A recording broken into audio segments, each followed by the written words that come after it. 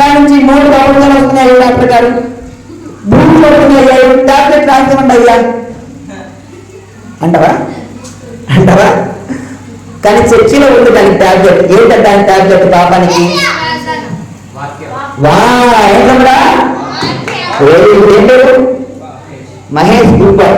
ఏంటంటే పాపమని రోగానికి టాబ్లెట్ ఏంటి ఏంటి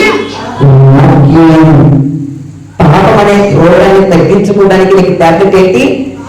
వాక్యం. బైబిల్ చదవాలంటే చదవడం కాదు, దాన్ని అర్థం చేసుకుంటూ చదవాలి. అప్పుడు ఆ మెడిసిన్ నీకు పనిచేస్తుంది. అసలు ఇప్పుడు టాబ్లెట్ వేసుకున్నామంటే వేసుకోవడం కాదు, రకరకాల టాబ్లెట్స్ ఉంటాయా? ఏ రోగానికి ఏ టాబ్లెట్ వేసుకోవాలో తెలుసుకొని వేసుకోవాలి. అంతేనమ్మా? అంతేనా? పాపం అనే రోగం కూడా పోవాలంటే నువ్వు చదివే వాక్యం నువ్వు ఏం చేయాలి? తెలుసుకోవాలి.